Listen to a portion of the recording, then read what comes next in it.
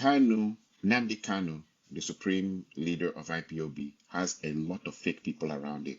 You see that his capture, the guy was betrayed. What happened to his security? Let's talk like people where get brain, where be intellectuals. What happened to the man's security? What happened to his security? What happened to the guys that are supposed to tip him off if anything like this is supposed to happen to him? What happened to them? Where were they? Where were the security, the guys who were supposed to tip off Nnamdi Kanu and say, tell him, look, oh, the secret service is after you?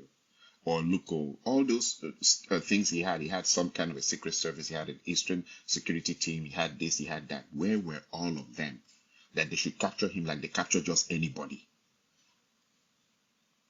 There are some people in this world that in trying to capture them, a lot of people will die in the process. There are some people in this world that in trying to capture them, the damage will be so great even to that place, that hotel room or wherever, that place would come down.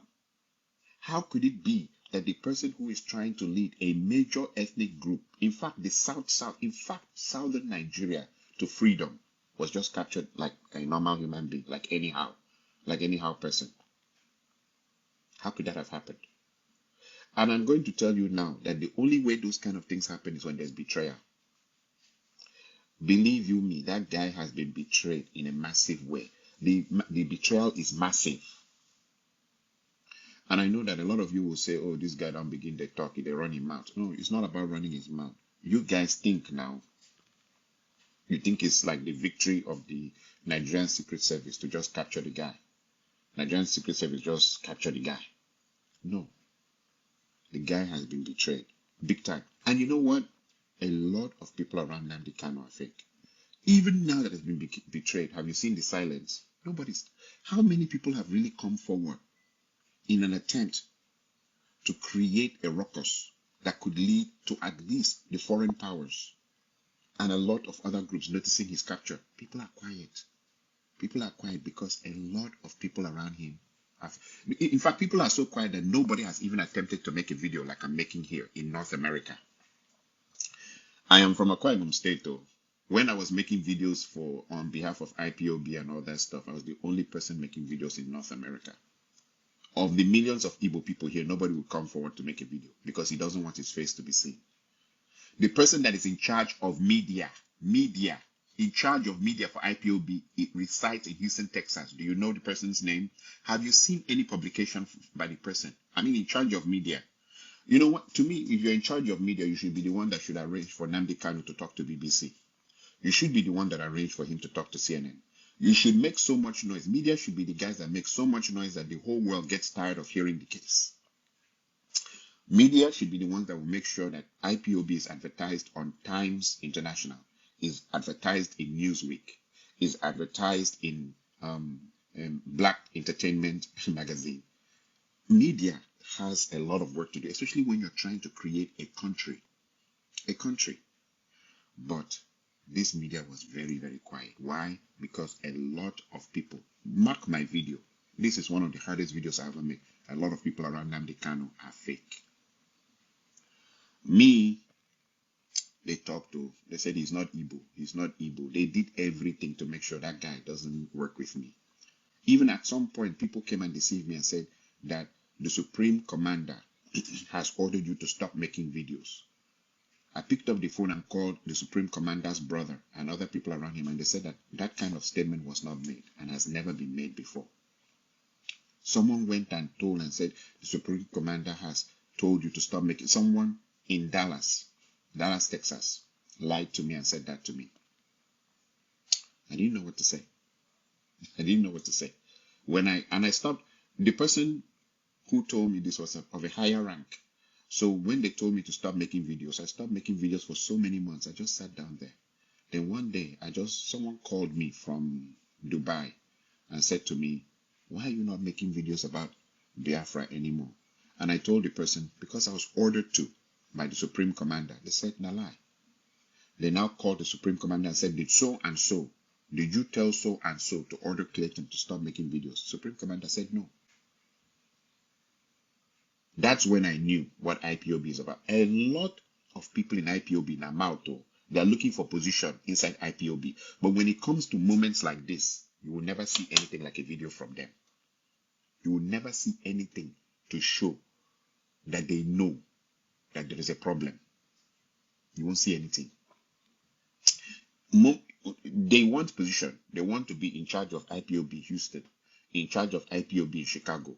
They want to be in charge of just like Nigeria.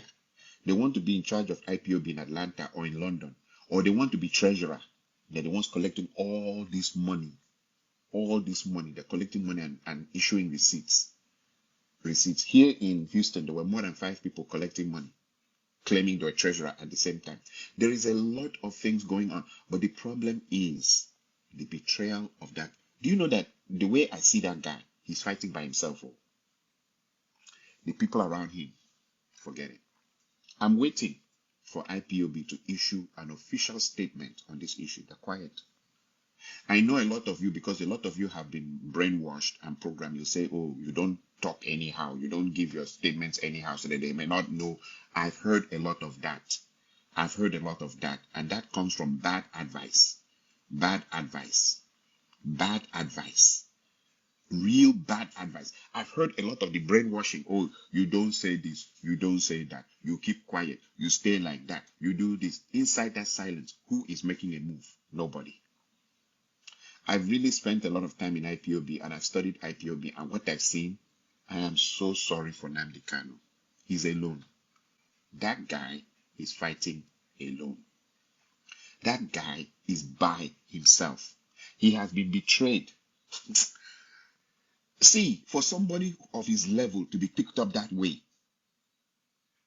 it would have been better if he was just a normal civilian and they pick a normal civilian like that. For someone of his level to be picked up in that manner, that guy is by himself. Oh. He has no security, he had nothing. In fact, it was God that was with him. And I pray that the God who helped him to create such a movement will also help him to be released. But when it comes to those who are around him, they're fake. A lot of the people around Nnamdi Kanu are fake. I'm talking as an Akwa Ibom man who penetrated the system and was part of the system and wanted to be in a struggle that I thought was going to save the whole of southern Nigeria. A lot of the people around Nnamdi Kanu, all they're looking for is money or position. A lot of them are fake. Mark my words, I'm putting this on social media today. My name is Clayton Udo. Platinum Noah Chineke. One of the biggest video guys when it came to talking about Biafra. I would talk about Biafra passionately and be the only person in North America, the whole North American continent, nobody would release a video. But they all are in support of Biafra. If you cannot stick your neck out for a struggle, you cannot stick your neck out for a struggle, then what's the use of that struggle? How can a struggle survive when you are not ready to identify with the struggle? You don't want anybody in the world to know you're part of the struggle. You are a secret follower. Which struggle have you seen that secret followers? If you have a struggle and 90% of the struggle people are all secret followers, how can that struggle succeed? If everybody were they in charge of, except the people in Nigeria that will come out and hold flags and run around on the streets and get shot. But I'm talking about the United States. I'm talking about London. I'm talking about China. I'm talking about the guys, they are secret followers. They don't want anybody to see them on social media. They don't want anybody to know their name.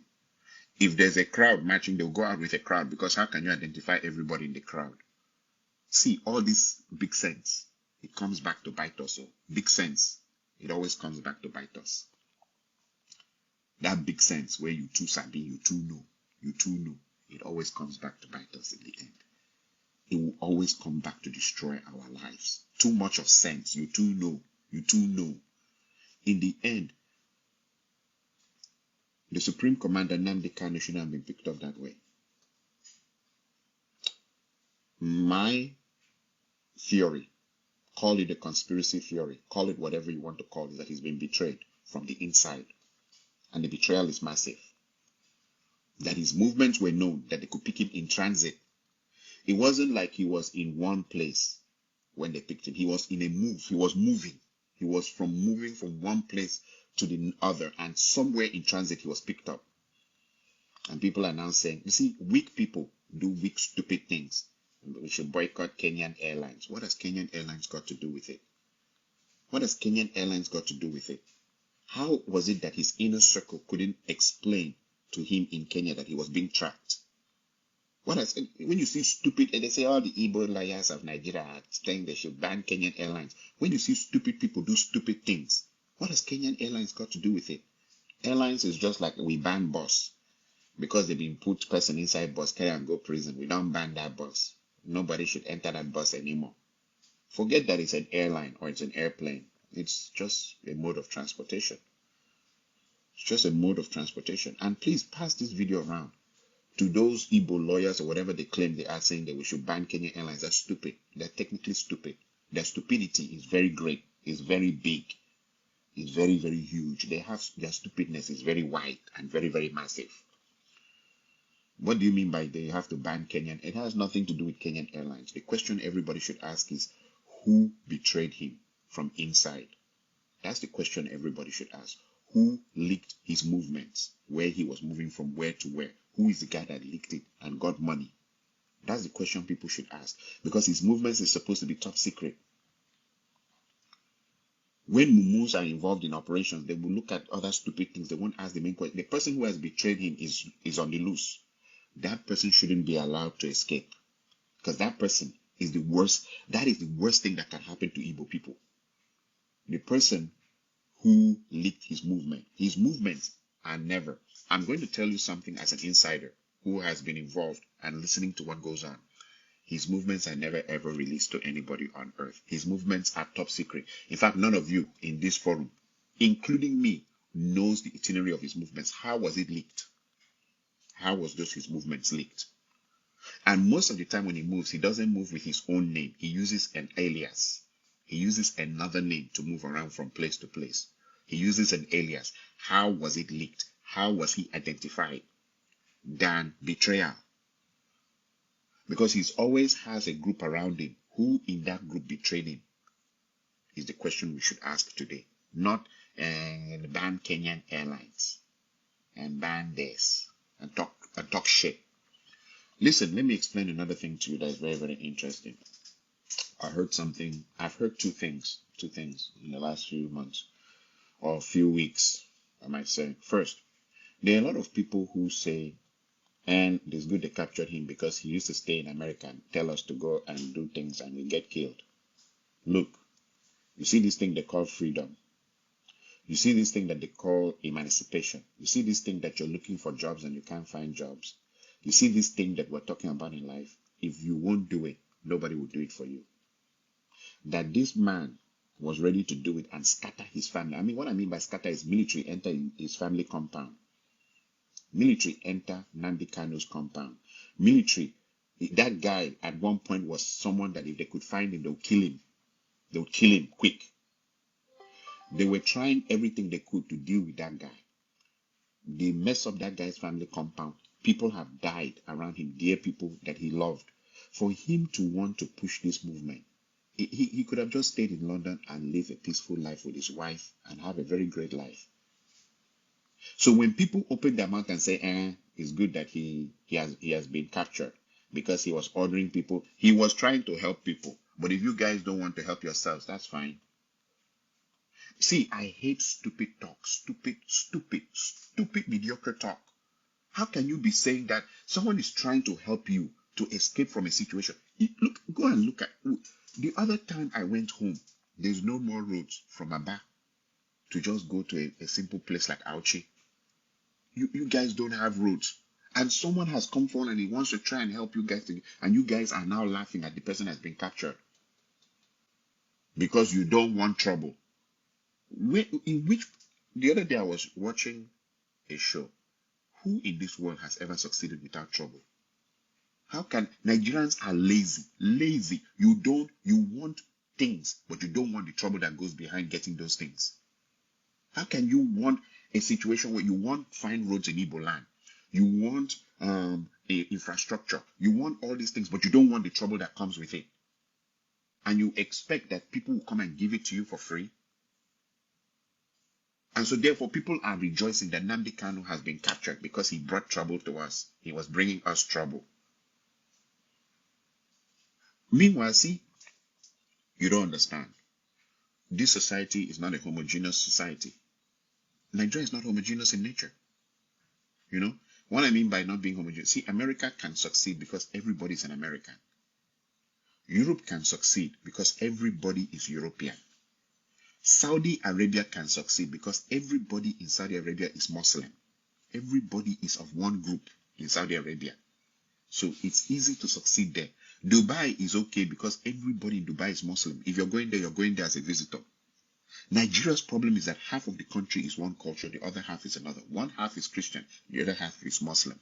One half are intellectuals, the other half are people who just sit down and eat oil money. We are the producers of the wealth, and there are those in the north are the users of the wealth. And there are people in Igbo land who believe that somehow the north will one day become reasonable and come and just be dashing them money and repairing their roads for them and making everything good. And then you had someone like Nnamdi Kanu who came up and said, enough is enough. The way things are is not right. The way things are going is horrible. And that we need a situation. We need a serious situation where things will be changed. And you guys got up and rejoiced that he's been destroyed. You rejoice that he's been captured. And then I heard one girl was saying something, and that is, you hear, there's a way people talk, and you know that this is how a goat would talk if it was allowed the gift of speech. When goats can't talk, but if they were given the gift of speech, this is how a goat would talk. She started saying it's good they captured him. See, because he used to stay in America and tell us to go and fight, and we get killed. If you don't fight, where will your freedom come from anyway? This guy had the option to just stay in London and never worry about Nigeria again, like a lot of Nigerians have done. Thousands of Nigerians have left Nigeria and they don't care about Nigeria anymore. They don't give a damn about Nigeria. Nnamdi Kanu was actually working for a radio station. He could have just stayed there and operated his radio station, get his money, enjoy his life in London, chop pepper soup, sleep with his beautiful wife, have children, live a very comfortable life. It wasn't easy for him to be running around the world the way he was running around, suffering. Sometimes he cannot sleep in the same place twice. The guy went through hell. The guy went through real hell. You think that, you think because he's flying in aeroplanes that is enjoyment of life. That is not enjoy. If you know that a whole country is trying to kill you, there's no enjoyment in that. And then people with strong heart to open their mouth and say that it's good they captured him, that he almost made us to have problems like war and this and this and that. People will rejoice in his capture. And not just normal people, Igbo people. Igbo people are rejoicing in his capture. The person who was trying to fight for them.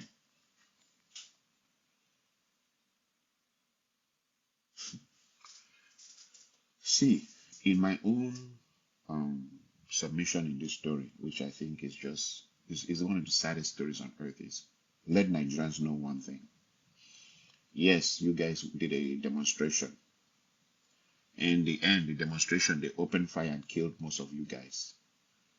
After that, if you have human brain, you should know what you're dealing with and you adjust. I'm not giving you any suggestions of what to do, but you should adjust and know what you're dealing with. Can you guys even picture a Nigeria after Buhari, where it's going to? Can you guys picture it? If I called any of you here to come out on this show and tell me the Nigeria after Buhari, what they're trying to install after Buhari, can you guys picture it? Can you guys picture what's going to happen in Nigeria after Buhari? If we, for example, right now, 3% of the oil allocation is being put in special bank accounts by Buhari, where is that money going to? Meanwhile, what do they call it? What's the name of that place? The Nigerian oil company is an NPC or whatever you call it, NNPC or whatever. NNPC is broke. The Fulanese have ransacked it. They will empty the account, empty everything. Then someone is collecting 3% of the oil allocation from the south and putting it in special bank accounts. Can you explain to me the Nigeria that you guys will have after this, since you are rejoicing over Nnamdi Kanu being captured? You guys, I don't know. When I left Nigeria, and I'm not saying I'm better than anybody. I'm not saying I'm not saying that I'm a great guy. But when I left Nigeria, when I went back to Nigeria, I now understood Nigeria's problem. When I left Nigeria and got exposed, I went back to Nigeria. I understood Nigeria's problem. The way Nigerians think is their downfall. The way Nigerians think is horror. Is horror. How can you want a better country if you're not ready to struggle for it? Everybody has the same mentality. They want to go into politics and chop money. And if it is not as easy as that, then it is wahala. Even the women, you see how the women think. A man should come and pay all their bills and take care of them without them working. Nigerians don't want to work for anything. You don't want to work for even your own personal freedom. The other time I was listening to one woman, the way she was talking, I told her, you said you shouldn't have been born now. If you were born here for another man to take care of you, there was no need for you to be born. That man was born naked. You as a woman, you were also born naked. Why is your case like this? You have 2 hands and 2 feet. You cannot even figure out your life until a man comes and pays all your bills. You can't figure out your life. See, it is a tragedy that Nnamdi Kanu has been captured. And I want you to know, and I want those who are watching this video to know, that he's been betrayed. The betrayal is massive. And IPOB needs to suspend its operations and find out who betrayed him inside there. Please pass this to every IPOB member. The betrayal, I'm talking from an advanced brain thinking. The betrayal of Nnamdi Kanu is massive. It's a massive betrayal. And IPOB needs to stop its operations and find out who did the betrayal, because his movements are not public knowledge. His name, he doesn't go around signing into hotels and everything with the name Nnamdi Kanu. He doesn't do that. He doesn't go around saying at a hotel, my name is Nnamdi Kanu, and signs in. He doesn't go around to the airports and shows a passport, Nnamdi Kanu, here is he doesn't do that. So how did they get him in transit? He was betrayed. And the betrayal is very, very massive. This is more than you guys make nice about a Chemafor, whatever is the name of that guy. This is more than that. This is the most deadly betrayal I've ever seen in my life. And IPOB needs to examine itself. If this is what's going to happen in IPOB, like maybe if I make this video, the next thing I know is Fulani boys controlling Interpol will step into my house and carry me, then there is a problem. I am accusing IPOB on this one. If it's going to be that anybody involved in the struggle, suddenly Fulani boys will suddenly get the lowdown of the person using Interpol to go and pick the person, then there's a problem. How are the Fulani boys that are controlling Interpol, how do they have access to this knowledge? And how can it be? And to show you how massive this problem is, the normal extradition, whatever, was not followed. Protocols for extraditing a person. The protocols for extraditing a person, they don't follow them. They just pick this guy. Like said, they pick criminal. Even criminal, there are protocols for extraditing a person. Who is the judge that signed that extraditing treaty on him? How did they extradite him like that? I am telling you, the betrayal from IPOB is very massive. Me, I fear IPOB now. I don't get respect for them anymore.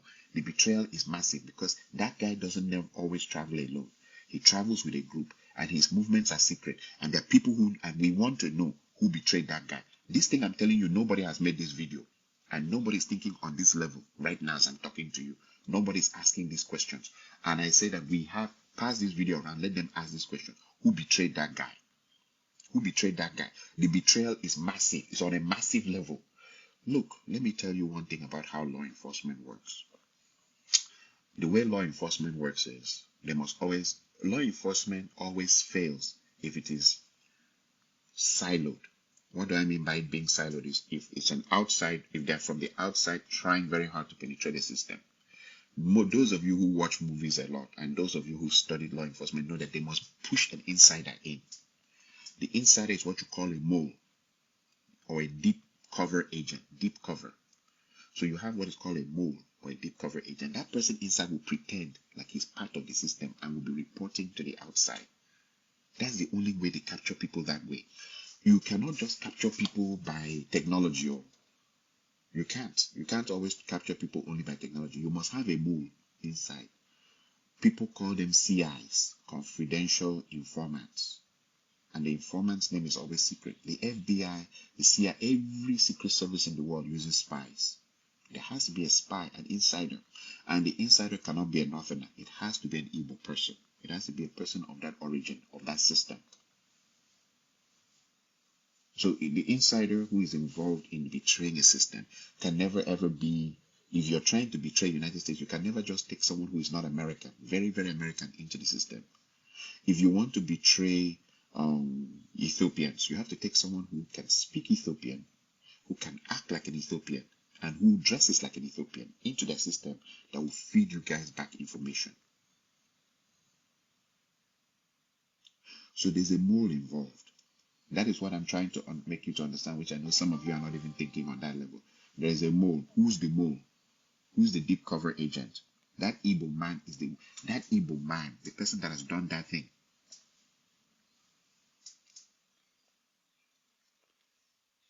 Pass this video around for everybody. That deep cover agent, that Igbo man, that Igbo person, that deep cover agent, that person that is inside, he's inside the inner circle of Nnamdi Kanu, is the one that has betrayed Nnamdi Kanu for him to be captured like that. I'm telling you, people who of the level don't get captured like that though. There was one time, I don't know if you guys remember, is it Slobodan Milosevic? Slobodan Milosevic, he was the same kind, he was the equivalent of Nnamdi Kanu for, I think, Bosnia-Herzegovina or something like that in those days during when Clinton was president. Was it Bosnia-Herzegovina, one of these places? So there was this guy called Slobodan Milosevic. American forces combined with native forces to go and capture him like that. What happened? They fought all night. You don't forget the guy. In fact, they called in air support. I remember as a young man watching the video of that thing, it was blood. I said, how can someone survive in this compound?